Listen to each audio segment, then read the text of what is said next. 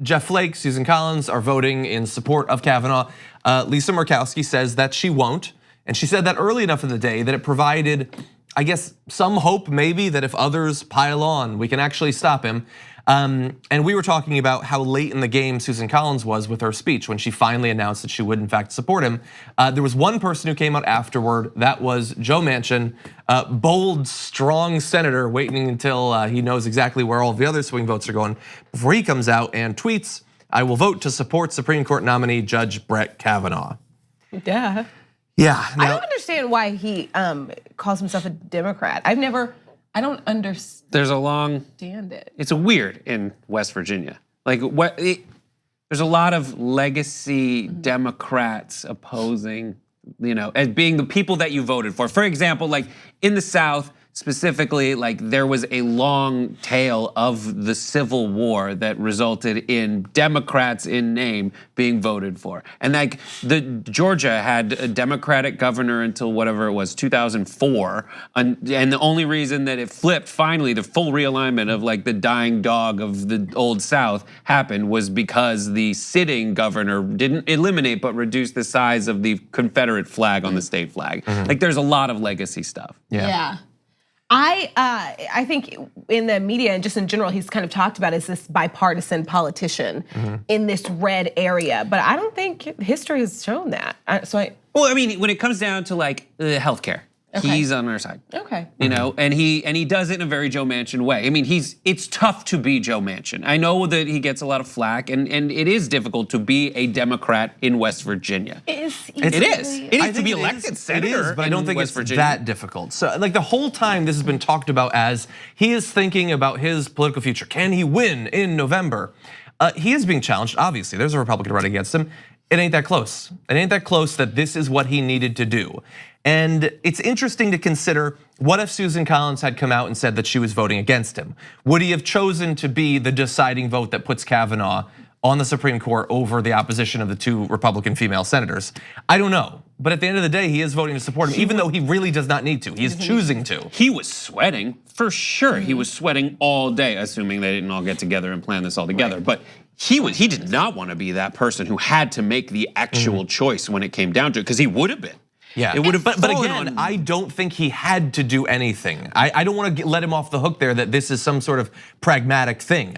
I think he is choosing to put him on. I think that Joe Manchin could have gotten away. I said this off camera too. Like he could have gotten away in a very Joe Manchin style with saying, "I just didn't like the look of the guy. I didn't like to see him cry. I didn't like to see him go up and do all that stuff. And they can throw another one at me, and I'll go at that person the same way I go at every decision I do right here." Yeah. Like that's how Joe Manchin is. Yeah. And while he says that, everyone can speculate like it's just looking out for Joe Manchin to make sure he gets reelected. But that's his skill. That's where he's gotten, and that's how he's gotten there. Yeah. Can I just, like something that bothers me and that has always bothered me, kind of when it comes to like these big decisions that senators have to make when it comes up to heading into votes. This idea that they are undecided until the last minute, and that almost like we hope for that, and that always makes me uncomfortable. This is far too big of a decision for you to really actually be flip-flopping on. Like in that morning? Literally, as you're walking down the hall, you're telling reporters, or you have your people sending out emails that morning saying he's unsure, and then as a public generally, they're okay with that because there's a chance, and I'm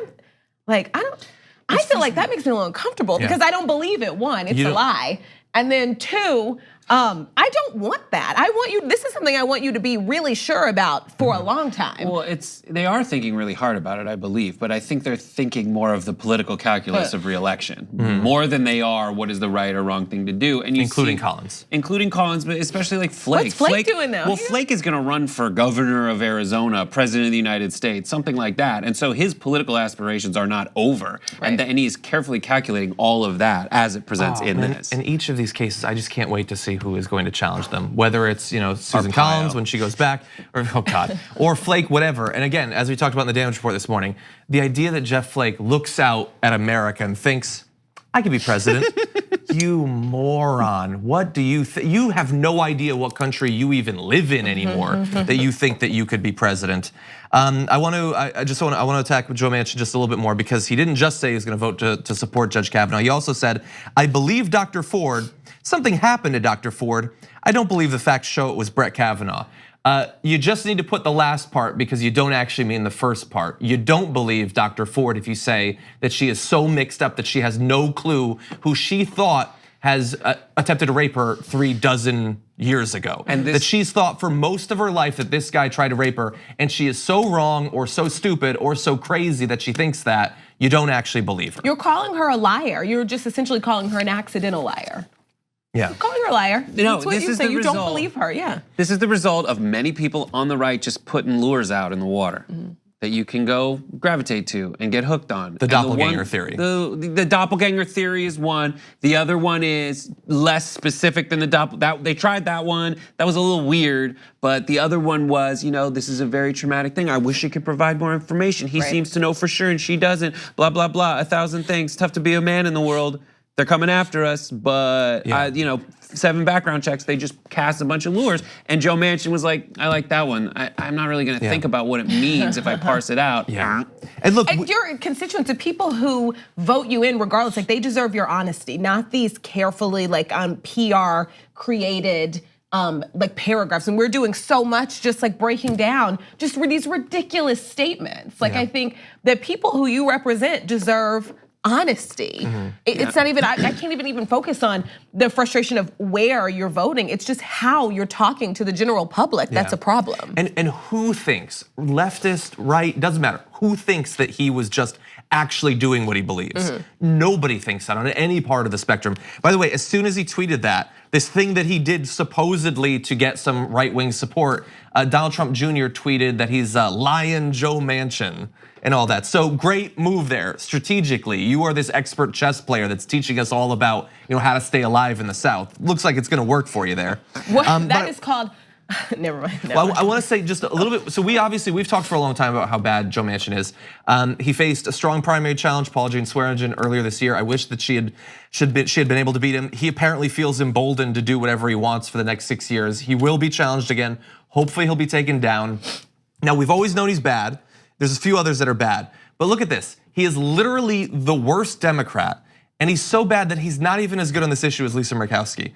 He's not even as good as one, possibly in their hearts, a few other Republicans. That's how bad he is. Now, I will say one of the reasons that it bothers us so much is that this was so obviously a case where you cannot justify voting for him, that he is the only Democrat that we believe is actually going to do it. There was one Republican who votes against Kavanaugh, one Democrat who votes for him. So numerically, the parties are about as opposite on this as you could possibly be. And even under that situation where it was so clear, so easy, he has to go with the Republicans. The calculus of it, state to state, comes down to people who are going to vote or not vote for these folks. People who call the numbers when the numbers are on the screen to get in contact with your senators, or don't call those numbers. And that's how they're making the political calculus. They are cowards, they are super, when most of them, when it comes down to it, they are out for their own personal interest. And their own personal interest depends on you telling them you're gonna vote for them or not. Yeah. We had National Voter Registration Day, 800,000 people registered to vote. I mean, there are more of us than there are of them. Numbers. They gerrymander whatever. This is a senatorial race. You're gonna vote for your senator, for your state. Yeah, and at the end of the day, it does come down to pressure. We know that with Lisa Murkowski, a lot of her constituents were putting pressure on her. And we know the head of the DNC, when asked about if the DNC would still support candidates that support Kavanaugh, I think like a week ago, he said, yeah, it's not gonna be anything that disqualifies you. So that stops some of the pressure from being put on Joe Manchin. You gotta get out there to vote. Yeah. You got a month. The entire thing is so frustrating, and I imagine again the continually, like, her speech was so insulting, so condescending, at the same time attempting to protect her from criticism on this issue. Like, I imagine again, as this whole process has been, if you have survived sexual assault, watching this, it has got to be so demoralizing. She said in her argument that, oh guys, Kavanaugh voted with Merrick Garland 93% of the time. Well, Susan Collins, if there's no difference between those two, why the hell didn't you vote for friggin' Merrick Garland? Yeah, she left out her involvement in that Republican scheme to steal that seat. They have all left that out over and over and over. And that's, guys, I gotta keep it real. Yeah. It's about them having control in Congress. Yeah. Everything that Mitch McConnell did along the way in order to delay Merrick Garland was because they have control of Congress. And the way to change them having control in Congress is for you to get off your buns and go vote. Yeah, I mean, overall, I think people did a great job. I mean, the fact that we got the testimony at all was because of the pressure people put on them. The fact that we got the FBI investigation, whatever it was worth, was again because of the pressure. It, in the end, looks like it's probably not going to be enough, but it's also not done. I mean, there are measures to remove Supreme Court justices. It's far harder than I think a lot of people are being honest about, but it is still possible. So perhaps we will see that exercise at long last. Like what you see? Click the subscribe button below and don't forget to ring the bell to never miss another video from the Young Turks.